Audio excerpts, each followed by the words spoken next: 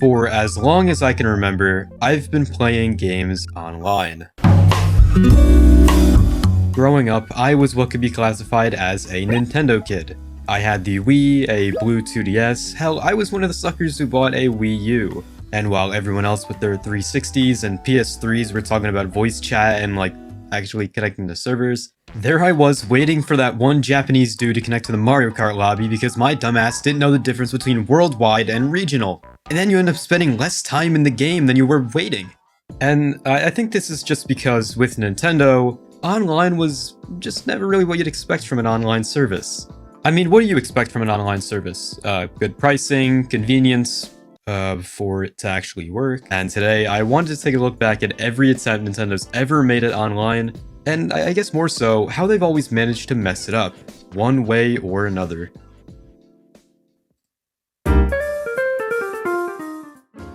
Nintendo's long and turbulent journey with online began all the way back in the 1980s. So, coming off the success of the Nintendo Entertainment System, or the Famicom in Japan, and practically saving the video game industry after the infamous crash of 1983, Nintendo was looking for a way to answer one simple question. How can we lower the cost of games? They needed to find an answer to this question because of chip shortages and just a failure to meet demands for stock from retailers. And thus, the Famicom Network System, otherwise called the Famicom Modem, was born. This was a chunky black modem that plugged into the Famicom's expansion port and connected to phone lines. With the phone lines all hooked up, you could now connect to Nintendo's own network service where its users could access downloadable content, submit high scores, and take part in these competitions that were held all across Japan. Mr. Hiroshi Yamauchi, who was Nintendo's president during this time, said in their 1988 corporate report that this modem would link Nintendo households to create a communications network that provides users with new forms of recreation and a new means of accessing information. Basically, Nintendo just wanted to be helpful. By 1988, the Famicom was in 1/3 of all of Japan's homes, so expanding the company beyond just the home of Mario and, I don't know, sex hotels? That would be a good idea. In their words, they wanted Nintendo to become a communications company of some sorts. And so, the Famicom modem entered mass production in September of 1988. The way that this Famicom modem would run was through a kind of complicated packet switch network. And don't worry, I don't know what the hell that means either, but I can tell you that this network initially suffered from some reliability problems. Despite the technical hurdles, Yamauchi was really pushing for the system to be adopted by the public, especially considering by 1989, Nintendo would become Japan's most valuable company. This made Yamauchi double down on the idea of the Famicom being a gateway to everyday life. He approved a major advertising push and personally recruited financial partners, including major stock brokerages, because obviously the most interesting thing to a little gamer is the stock market, and opening a 401k. On the Famicom modem, applications that were added include banking, stock trading, stamp purchases from the postal service, horse race betting, game reviews through the Super Mario Club service, and even corporate fitness programs run through the console. That's right, the Bridgestone Tire Company actually used a Famicom online fitness program for their employees. The whole horse race betting thing would go on to become the highest selling game for the Famicom modem, if you'd even like to call it that. And despite its ambition, the Famicom modem just kind of struggled to gain real traction. Competition from personal computers and general discomfort with home networking mainly held it back from being a true success. Many users found traditional methods of staying connected easier, and few households wanted their phone line tied up by a game console. Ew. And by 1991, nearly all services on the Famicom modem had shut down, leaving Super Mario Club as the final surviving application. Even in disappointment, Yamauchi remained confident, stating that the network system was simply ahead of its time. What you are witnessing is the first stage of grief. In total, Nintendo shipped about 130,000 Famicom modems in Japan, with most of its usage coming from its horse betting functionality, as well as the banking and stock trading apps. While similar ideas were explored overseas, such as a cancelled NES modem tested with the Minnesota State Lottery, the whole modem project ultimately remained Japan only. Still, its influence lived on, directly shaping Nintendo's later experiments with digital content delivery. And nowhere was this influence more present than in their next online experiment from 1995.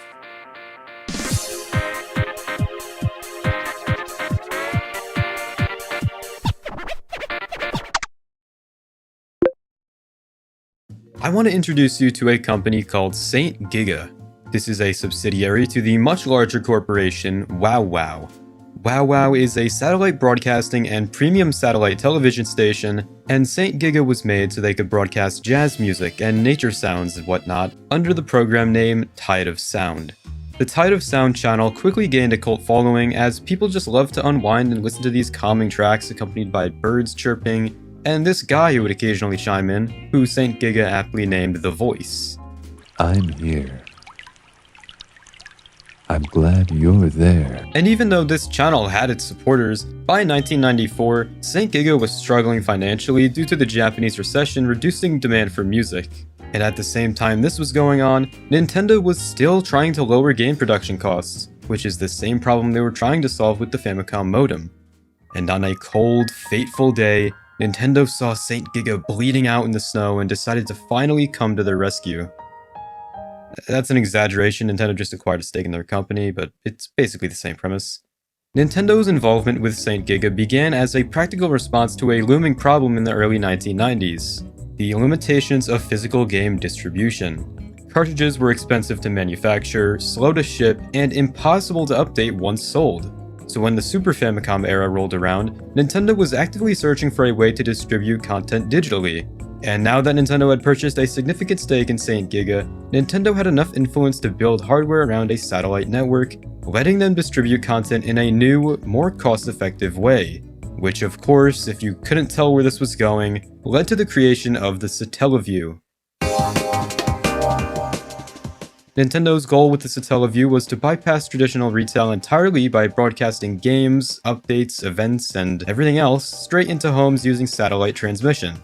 Using this newly acquired satellite tech, Nintendo could send large amounts of data nationwide at once, something that home internet connections of the time were incapable of handling.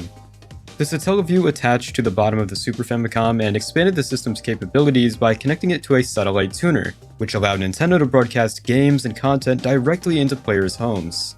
The service itself was free to use and broadcast openly, with Nintendo and Saint Giga making money through hardware sales and advertising. At the center of the experience was a special cartridge called BSX, which acted as both a menu and a game. It presented the Satellaview as a small town, where different buildings represented different services. And I know, I'm being pretty vague, so what kind of games did this service offer? Well, a grand total of 114 games were created for the Satellaview, some of which being remakes of older games, and others being made specifically for this new add-on. BS The Legend of Zelda is easily the most famous Satellaview game. It was a remixed episodic reimagining of the original NES title, which was designed specifically for the Satellaview add-on. The overworld map was a bit different, dungeon layers were altered, and there were these weekly score attack events where faster completion and enemy defeats earned points on national leaderboards. What truly made the game special though was the Sound Link system, a new little gimmick introduced with the Satellaview. At specific times of the day, the game would stream live narration that could only be found on these special broadcasts.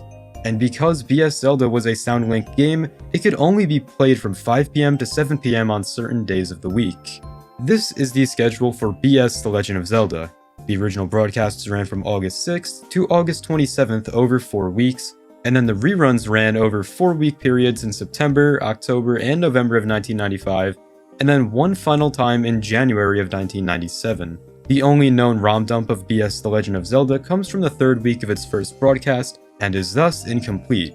This means that a majority of the original game is completely lost media. However, by using videos of gameplay from the broadcast period, fans have been able to recreate the final week of the game minus the time and narration elements. Another pretty neat Satellaview game was Kirby's Toy Box. This was a collection of small Kirby minigames with different games available depending on when you connected to the server. Until November 2016, these minigames were all considered lost media, as was most of the Satellaview games and broadcasts.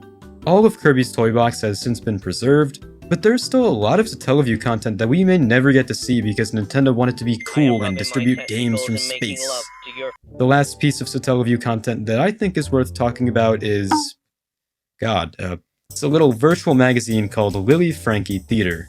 And before I show you the contents of this magazine, I just want to let you know that Nintendo officially licensed and approved of this. Okay? So, Lily Frankie Theater was a series conceived by Japanese comedian Lily Frankie. In the magazine, most of its humor comes from the shock of seeing Mario characters participate in vulgar acts such as smoking, murder, sex. The magazine was divided into two versions, a live-action version which began on April 24th of 1995 and featured Super Mario characters, and a manga version which began on April 27th and featured Lily Frankie himself. Both versions ran until March 30th of 1996, where a total of 98 episodes were broadcast. Only 9 identified broadcasts have been recovered, 8 of which coming from the live-action Mario version, and 1 coming from the manga version. The most iconic image from this series, which you may have seen before, is this official image of Mario smoking a cigarette, which is the result of him catching Princess Peach and Toad. Mario then proceeds to hook up with Bowser, and Bill Gates shows up to explain Windows 95? I mean, Nintendo, you see this guy and think, yeah, let's give him full creative control over our biggest IP. I mean, I don't know, would you trust him with your children? Because of these broadcasts being limited to specific times of specific days of a specific year, most of the series is completely lost to time, which, come to think of it, is probably for the better. On June 30th, 2000, Nintendo officially shut down the Satellaview service. There were many reasons for its shutdown, but at the core was just simple reality that the service never found a sustainable audience. Satellaview required an expensive stack of hardware, a Super Famicom, the Satellaview unit, a BS tuner, and a subscription to St. Giga's satellite radio service. Even in Japan, that was a pretty big ask. On top of that, Satellaview's most exciting feature, the time-limited broadcasts, was also its biggest weakness. I mean, if you missed a broadcast, you were literally missing the game you wanted to play, or the oddly sexual magazine you were trying to read. And not just that, but Nintendo's own priorities also changed. By the late 1990s, the company was all in on the Nintendo 64, and Satellaview was still tethered to the aging Super Famicom. Supporting a little satellite service for a previous-gen console simply didn't make any sense from a business standpoint. And then there was St. Giga, the other half of the Satellaview's identity. The satellite radio company was already struggling financially by the end of the decade, and after disputes with Nintendo over control, direction, and funding, Nintendo gradually pulled back their support. Without Nintendo's games and branding, Satellaview lost its main reason to exist. St. Giga would continue operating as a satellite radio station for a few more years, but it never recovered from the loss of Nintendo, eventually filing for bankruptcy in 2003.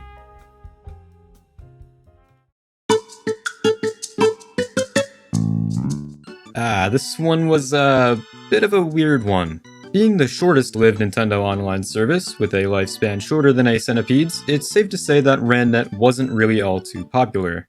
So, Randnet was Nintendo's next attempt at a home internet-style service, and it too came from their late 80s through 90s obsession with turning consoles into multimedia hubs. At the time, the internet was really becoming mainstream in Japan, and Nintendo just didn't want to be left out. Thus, Randnet was built specifically for the Nintendo 64 disk drive, the magnetic disk add-on that was launched in Japan in late 1999. Yeah, remember that?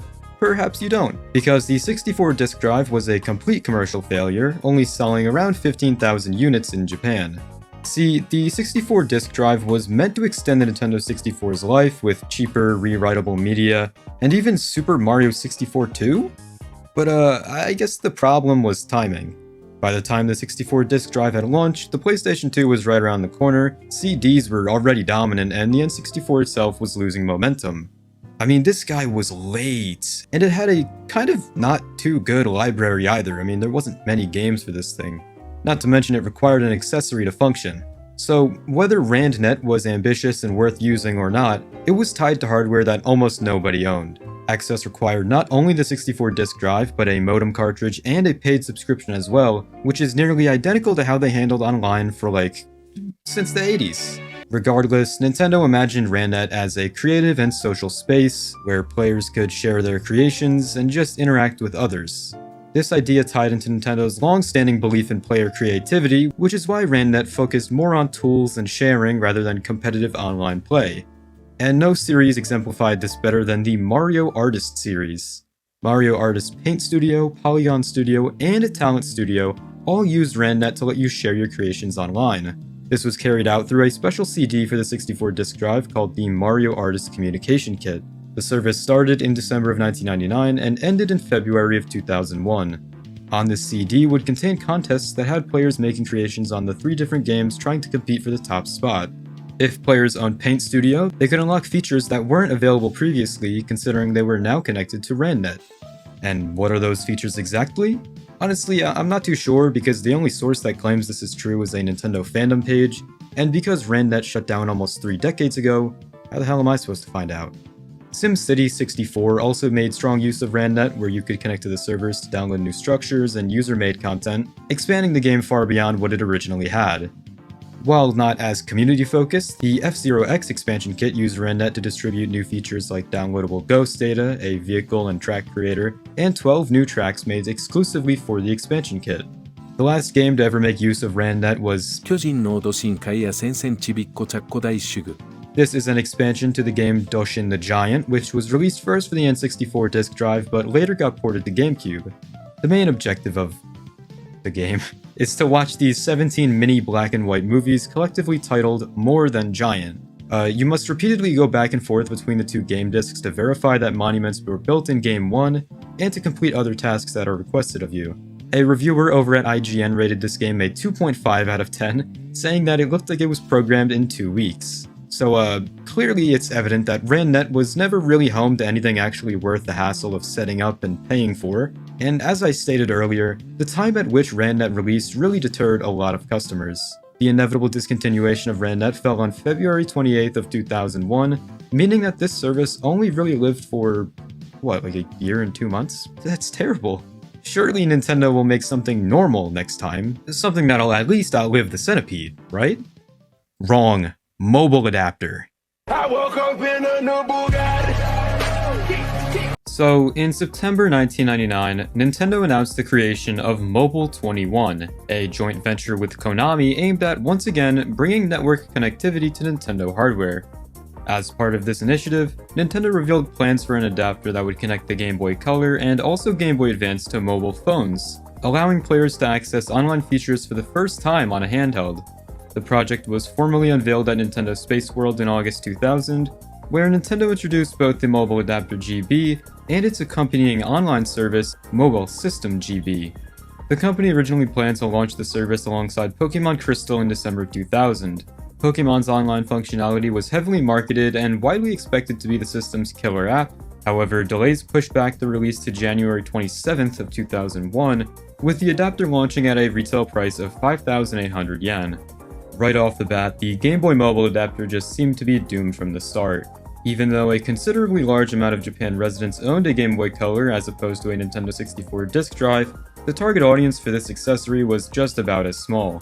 One of the biggest telecommunications companies, KDDI, provided the service for the Game Boy Mobile adapter, charging a one-time setup fee of 400 yen and a 10 yen per minute connection charge. Nintendo also charged between 10 to 100 yen for accessing other in-game features.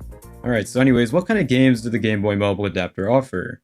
Well, for one, Mobile Golf was a title that Nintendo was really banking on. While there were more popular uses of the Game Boy Mobile adapter, this one appeared to have had a lot of thought put into it. Despite the thought behind the game and its online features, all it really let you do that was notable was compete online with other players. Mario appears in this game. Kinda. You know, it's a neat golf title, I guess. The real star of the mobile adapter show was undoubtedly Pokémon Crystal. In Pokémon Crystal's original Japanese release, the game supported online features through a special mobile mode, which unlocked entirely new gameplay elements that were unavailable in the international versions of the game. One of the main additions was the Pokémon Communication Center, a replacement for the standard Pokémon Center found in Goldenrod City. Within this hub, you could access online features such as the Trade Corner. Basically here you could put up Pokemon for trade and request specific species or genders in return, though each trade of course carried a small fee. This is Nintendo. You could also battle against other players online, which is to be expected, and overall this game made pretty good use of the mobile adapter, but just like a majority of the Satellaview's online content, this online Pokemon Crystal functionality cannot be emulated nowadays and sorta remains lost media. Another game that utilized the Game Boy Mobile adapter was Mario Kart Super Circuit for the Game Boy Advance. In fact, 16 of the 21 mobile adapter compatible games were on the Game Boy Advance. In Japan, it was once possible to challenge other players online in Super Circuit by connecting the Game Boy Advance to a compatible mobile phone via the adapter. You could also upload personal records, browse national rankings, and participate in time trial-based tournaments with real prizes as well. And aside from Animal Crossing, which planned to have some sort of mobile adapter support before being dropped mid-development, nothing of note really used the mobile adapter aside from Super Circuit and Pokemon Crystal. I mean, look, I could sit here all day and talk about the innovative ways that Hello Kitty Happy House used the mobile adapter, but who really wants to see that? Anyways, the death of the Game Boy mobile adapter was inevitable, and it wouldn't take too long to arrive either. In its first year on the market, the mobile adapter only ended up selling 80,000 units, which is just not very good. No new mobile system subscribers were accepted after June 1st of 2002, and the service was discontinued after less than 2 years on December 18th, 2002. So, in 1999, Nintendo's stance on home console online connectivity was becoming kinda contradictory. Basically, that year, an unnamed source at Nintendo of America said that networkability is at the top of the list for the new console, which was referring to the N2000 prototype that would later become the Gamecube. Just months later, on August 28, 1999, Shigeru Miyamoto acknowledged that the Gamecube needed some form of network communication, calling it an extremely important part of entertainment. At the same time, he stressed that Nintendo had no real interest in becoming deeply involved in the internet business. So, which one is it? Your competitors are making actual online services, so why can't you? Well, on February 9th of 2000, Miyamoto reiterated his interest in online gaming, but clarified that Nintendo would only pursue it if the company could truly offer a unique approach, not simply because competitors were doing so. In other words, this was Nintendo's excuse for cooking up some bullshit. And cook up some bullshit they did, because the GameCube broadband adapter would hit the Japanese market on October 3rd of 2002.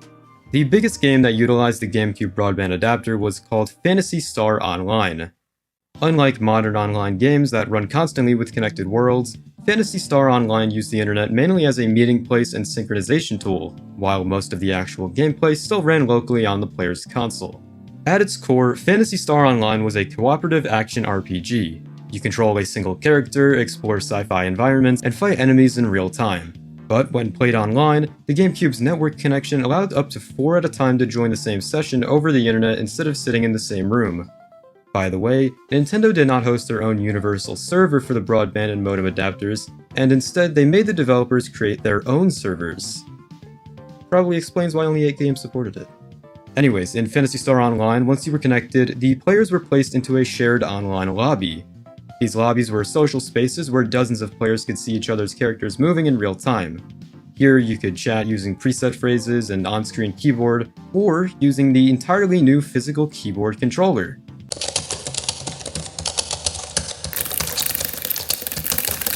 Mario Kart Double Dash was another GameCube game which had the broadband adapter support. Rather than internet-based online, Double Dash instead used the broadband adapter for LAN play. By connecting multiple GameCube systems together through Ethernet cables, players could link consoles directly and have up to 16 real people participate in a race together. Kirby Air Ride also used the broadband adapter in the same way that Double Dash did, and so did 1080 Avalanche. The game Homeland, though, actually used the GameCube's online functionality in a pretty different and unique way. The online feature of this game let players host their own game servers for up to 35 other players. The server host would play the role of God by spawning items and monsters. The final GameCube title to support feature for online was Jikyo Powerful Pro Yaku 10, a cartoony baseball game which let you use the broadband adapter to download player data. So yeah, that's kinda it for the GameCube's online scene. Nintendo didn't discontinue production for the broadband adapter until 2007, surprisingly, and this decision was made so that they could put all their focus toward the Nintendo Wii and its online service. But before we get there, I want to tell you about what Nintendo's competitors had going on at the same time that Nintendo dropped this. Microsoft entered the 6th console generation with online play as a core selling point rather than an experiment as Nintendo had treated it. From the beginning, the original Xbox was designed with built-in Ethernet, meaning that every console was online capable out of the box. This alone sharply contrasted with Nintendo's approach, which required accessories that literally no one had. In 2002, Microsoft launched Xbox Live, a centralized service that unified online play across all supported games. Players would simply create a single Xbox Live gamer tag, and boom, now you could play games online since that account was the same across all games. Compared to Nintendo's weird fucking lab experiments, Microsoft's approach to online was pretty reminiscent of what we have nowadays, and would carry on to the 360 and even their newer consoles, which I couldn't tell you the names of because they all sound the same. Sony's approach with the PlayStation 2 was a bit less centralized than Microsoft's, but was still far more practical than Nintendo's. The PS2 required a network adapter for online play, which is pretty similar to the Gamecube accessory, but Sony actually encouraged publishers to use it. Instead of one unified service at first, Sony did make developers run their own online servers, and while this would obviously lead to some inconsistencies, many titles would still adopt online play. By the mid-2000s, Sony began laying the groundwork for what would become the PlayStation Network on the PS3. So now, with the 7th generation of console gaming upon us, it would only be a matter of time before Nintendo reveals their next attempt at online.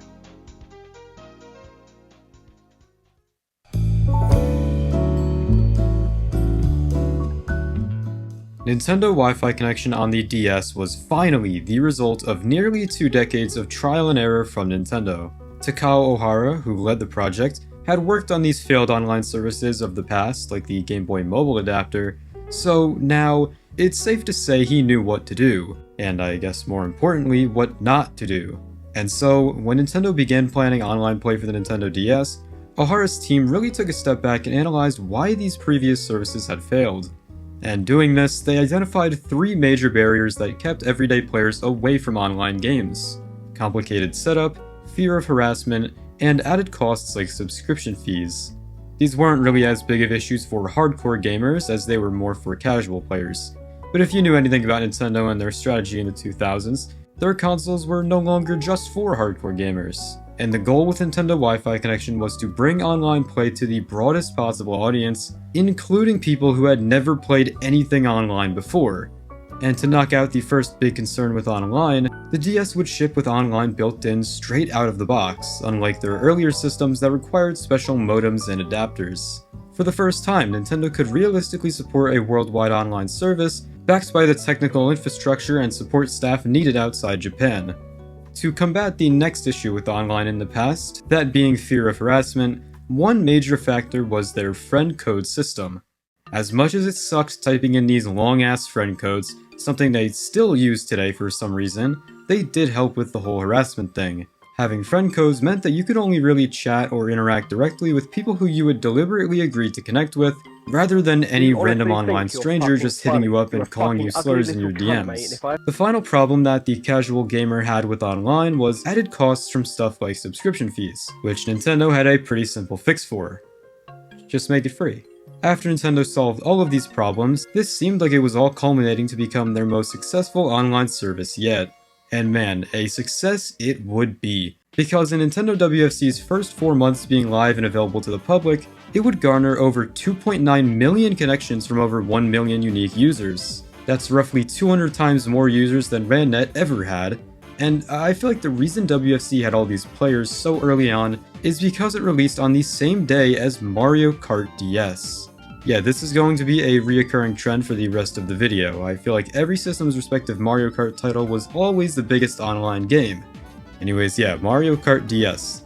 This was the first Mario Kart in the entire series to feature full online multiplayer, launching on the same day as WFC. Online races supported up to 4 players worldwide, connecting friends or random opponents through WFC. While this seems kinda lame today, considering we can now have 24 players in a lobby, this was a big deal in 2005, especially on a handheld. Matches ran relatively smooth for the era, and this was because of one simple reason. If you actually go back and take a look at Mario Kart DS's courses, they are notably kinda simple and bland at times, because Nintendo needed the game to run properly on their online servers. One of the most fascinating online-only features that never came back for some reason was the emblem system.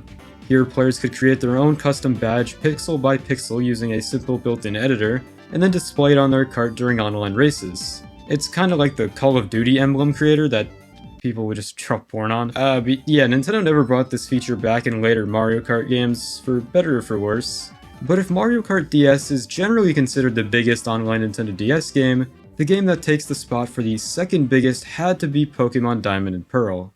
Pokemon Diamond and Pearl massively expanded Nintendo WFC usage because of a little feature called the Global Trade System, where players could trade Pokemon with anyone in the world at any time, something completely unprecedented on a Nintendo handheld. Online battling was also fully supported, allowing competitive play with those you have added by friend codes. I'd also like to note that every single DS game had its own friends list, and this wasn't universal across every game. Pretty annoying, but that's something they'd fix later down the road. In terms of scale, Pokemon Diamond and Pearl sold more copies than Mario Kart DS worldwide, which translated to its enormous online user base, even if not everyone used WFC equally. That said, there is a reasonable runner-up argument for Animal Crossing Wild World as the second biggest online DS game. Wild World used WFC to let players visit each other's towns over the internet, with up to 4 players total in a town at once. These visits would happen in real time, meaning that players could walk freely and interact with each other exactly as they would locally, but now online. You could also use the keyboard to do like text chat, and there was voice chat using the Nintendo DS microphone. You remember that shit? Wild World also supported online messaging through its letter system, where you could write letters to friends and send them over Nintendo Wi-Fi connection. So many other DS games use Nintendo WFC, roughly 100 I believe. It's crazy to think that there was once an era where every single game Nintendo made that had online functionality, they would make a website specifically to discuss their online features. This is something Nintendo mainly did in the DS, Wii, and even 3DS era, which is something they desperately need to bring back. Hell, Nintendo WFC had a website of its own, NintendoWiFi.com. It's just the little things like these that made Nintendo's online services feel like actual experiences and not the lobotomized shell of past networks that we're stuck with today. Alright, I'm getting sidetracked. What do you say we talk about the Nintendo DS's younger brother, the DSi, which had this one unique online service that you couldn't find anywhere else?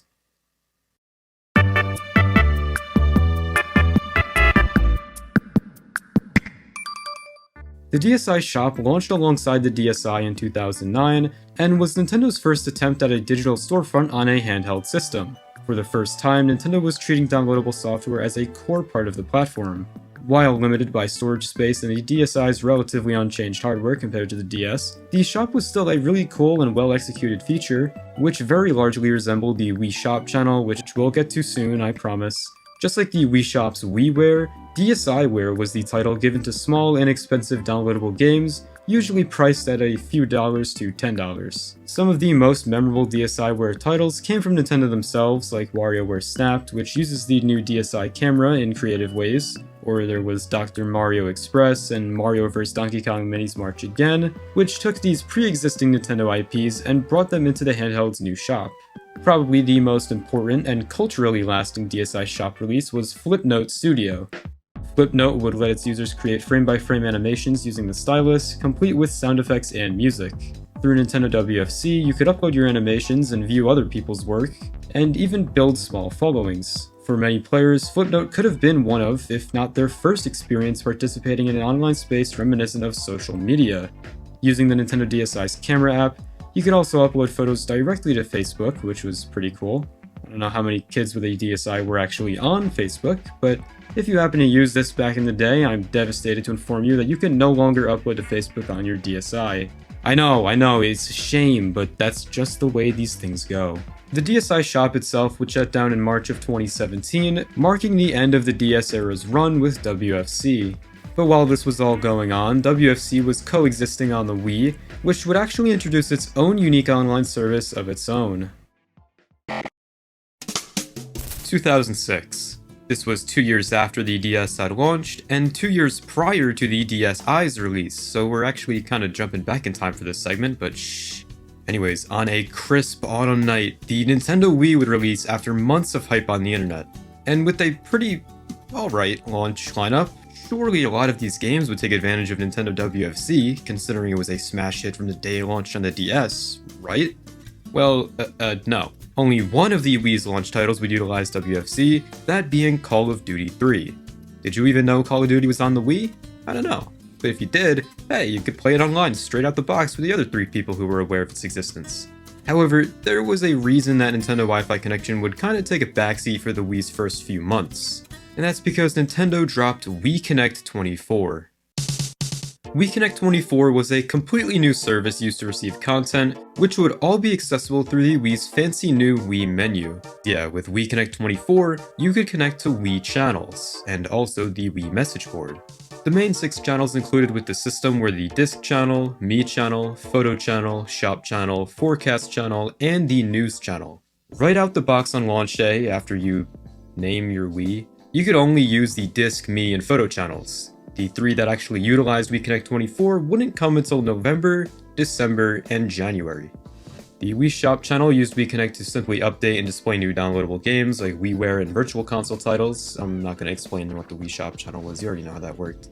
The Forecast channel, which came out a month after the shop, was a pretty neat channel. It let you view the forecast of any country all around the world, complete with a 3D model that you can spin around with the Wii's pointer. The News channel, which would release the latest of the base channels, was practically the same as the Forecast channel in the visual department, but now you can view real up-to-date news headlines from your Wii. But aside from these main 3 channels, there were a plethora of other ones which used Wii Connect 24. Starting with the Nintendo channel, which had one of the coolest features of downloading DS games directly to your handheld.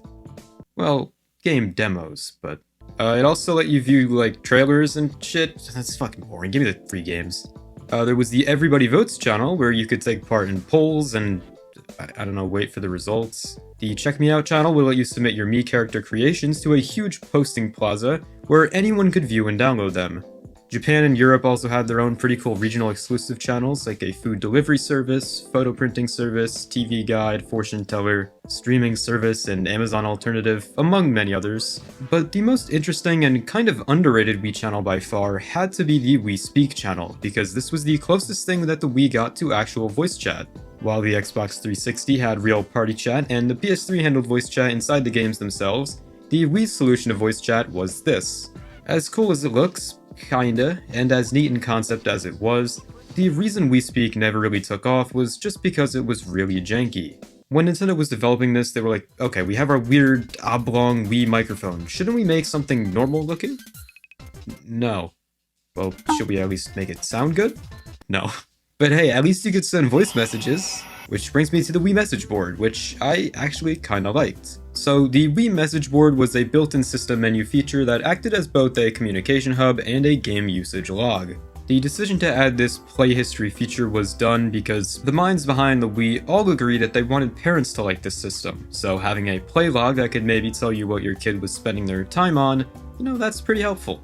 The Wii message board also functioned as a messaging system where you could exchange messages and photos with friends who you've added via their 12-digit friend code. The Wii message board also lets you send emails and SMS text messages, which is such a cool feature. I mean, imagine how many bad bitches would want you if they found out you were texting from your Wii. Am I right? Ladies, am I right? And all of your Wii friends would reside within your Wii address book, which is such a cool way of handling a friends list. The address book allowed for up to 100 Wii friends, 5 on each page, where you could then connect with them and play alongside them in games that supported online. Which brings us right back to Nintendo Wi-Fi connection, which, entering 2007, was back in full swing as over hundreds of Wii games would support the service by the end of its lifespan. When Nintendo Wi-Fi connection came out on the Wii in 2006, you could play online straight out the box without having to pay a monthly fee. All you needed was an internet connection. Now granted, if you didn't have a compatible router, you would have to purchase the Wii Wi-Fi USB connector, which lets you connect your console to the internet using a Windows PC as a network bridge, but that would only run you like $30. This means that the Wii's online service was beating Xbox Live in at least one way because Xbox Live required a monthly fee to connect. However, offering free online play definitely came with its trade-offs. Without a subscription revenue stream, Nintendo invested less into their online servers, and there was no equivalent to Xbox Live's achievements, party chat, unless you count Wii Speak, and rather, a lot of third-party games largely handled their own servers. But despite this, at least the games were fun, and I think no other Wii game handled online better than, you just bring it in, it's Mario Kart Wii. Mario Kart Wii's online mode was probably Nintendo's most fully realized use of Nintendo WFC on the Wii. There was the whole expected online racing, similar to what we had on the DS, where you could pick between worldwide and regional versus modes. But now, the whole experience just felt way more connected than on the DS. This was largely due to a special Wii channel Nintendo released alongside Mario Kart Wii called the Mario Kart channel. This was a downloadable app that allowed access to special online game modes such as tournaments, ghost races, and friend code registration. That's not a game mode. What am I saying? It's not a game mode. You can also look at your time trial rankings compared to your friends or random people all around the world, and as long as you had a disc copy of Mario Kart Wii, you were free to use this channel. It's also super cool because it has that space-themed aesthetic, which a lot of Nintendo Wi-Fi connection titles would actually lean into, but it was mainly present here. Carrying on the tradition of copying my entire script segment from the DS part of this video, Animal Crossing City Folk also had a very nice online mode. Online in Animal Crossing City Folk functioned very similarly to how it did with Animal Crossing Wild World, where you could visit towns of your friends and trade items with them, and this game also had that whole letter sending feature from Wild World, where if you have a friend added to your Wii address book, you could send a letter to their town. Super Smash Bros. Brawl was another Wii game which used online pretty well. It made way for online battles with friends and random opponents over the internet, which was a first for the Smash series, but the actual server connections themselves would usually just run like shit. So many people on the internet would complain about just how bad the online ran on Super Smash Bros. Brawl. Like, it wasn't the best on, say, Mario Kart Wii, but I feel like that game had a lot less of a hard time running smoothly than Brawl did. I don't know the technical reasons as to why, but yeah, Brawl just never really worked that well. A bit of a sleeper pick for me was Fortune Street. The premise of this game is to traverse a board and make a fortune. Street. It was kind of like Monopoly, but with Mario characters, and also Dragon Quest characters. Online Fortune Street worked exactly as you'd expect it would, where it would simply let you play the game with people over online servers. There were many other games on the Wii which would make great use of Nintendo Wi-Fi connection, and over the course of the Wii's life, the DS's online play was still going pretty hard too. But despite all the people who truly enjoyed Nintendo WFC, on May 20th, 2014, players would finish their last races and send their last letters, as Nintendo Wi-Fi connection would officially come to a close. Nintendo had already launched 2 entirely new systems by this point, which meant that managing and hosting this server would just be too expensive and not worth it. And that's because these 2 new systems, well, they would receive their own Wi-Fi connection successor of some sorts.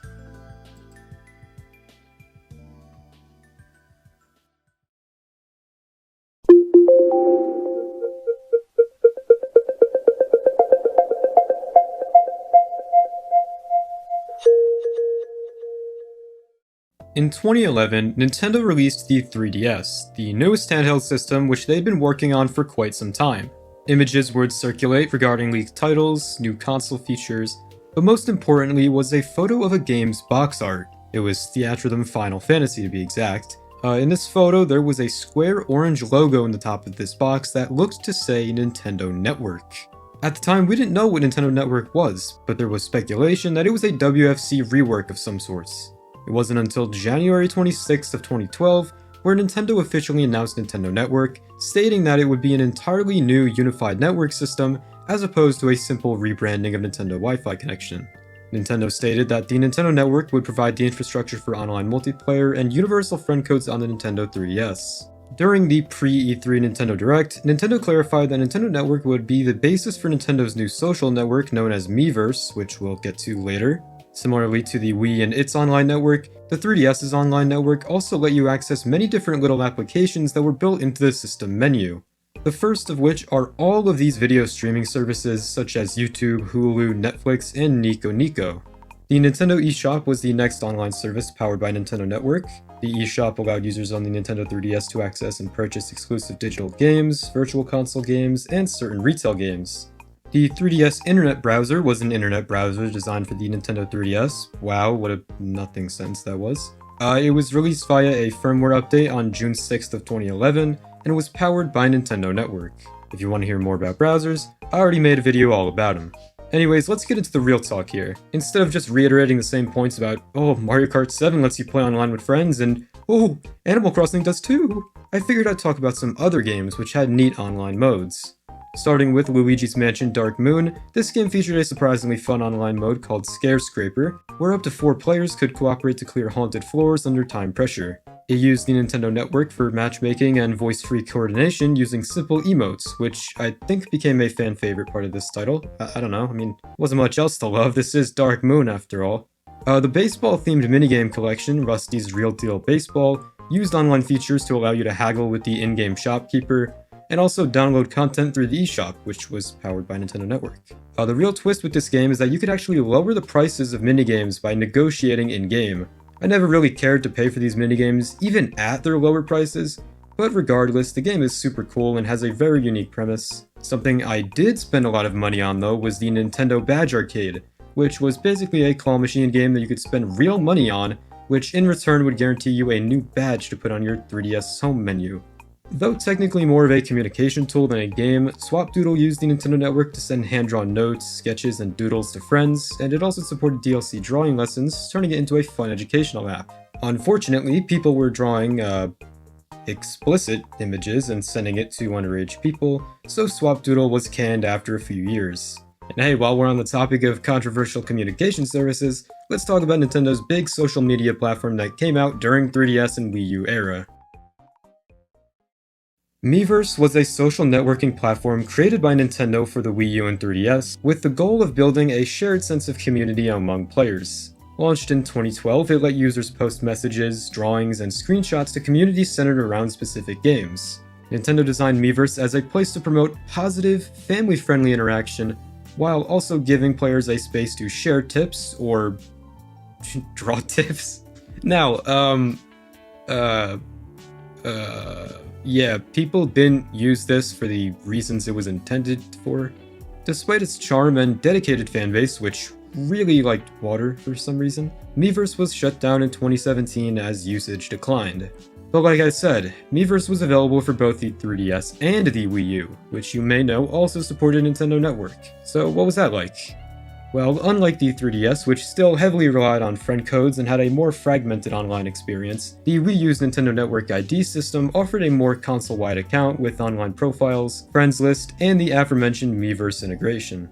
The Wii U also featured a more robust eShop experience than the 3DS, offering HD trailers, demos, and better search and browsing tools. Online multiplayer was more prominent on the Wii U, and games like Mario Kart 8 made excellent use of the network, offering pretty smooth matchmaking actually. Wii U Chat was another use of the network, enabling video calls between friends using the gamepad's camera, and the Wii U's Nintendo TV service also attempted to unify streaming services and live TV with social features, though this was eventually discontinued in 2015 because nobody saw their vision and just didn't really care. And over the next few years, one service after another quietly went offline. Started with TV, then Miiverse, then Wii U Chat, ultimately leading to the Nintendo Network's inevitable closure on April 8th of 2024. But if you haven't already noticed the pattern by now, this shutdown was only to let a new online server take center stage. Nintendo Switch Online. I'm kinda mixed on this one. It did some things right, and some things wrong. Let's run down the list of pros first. So the first thing that Nintendo Switch Online does right is its price. NSO is significantly cheaper than Xbox Game Pass or PlayStation Plus, making it accessible to casual players and families, which is still one of Nintendo's biggest focuses. Nintendo has also succeeded in preserving its legacy catalog as a selling point. The NES, SNES, Game Boy, Game Boy Color, Game Boy Advance, Nintendo 64, Sega Genesis, and recently the GameCube have all been added to the Nintendo Switch Online app, where you can download a handful of games from these consoles as long as you are a Switch Online member.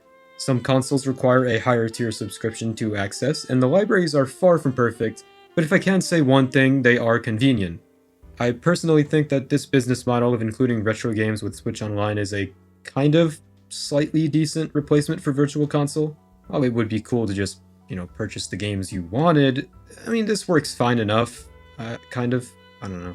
From a stability standpoint, the Switch 1 and 2's online infrastructure generally works acceptably for many of its flagship titles. Games like Mario Kart 8 Deluxe, Mario Kart World, Splatoon 3, and Smash Bros. Ultimate are all playable online with tolerable latency for most users. For the most part, matchmaking is fast, although some games just handle online better than others, I think.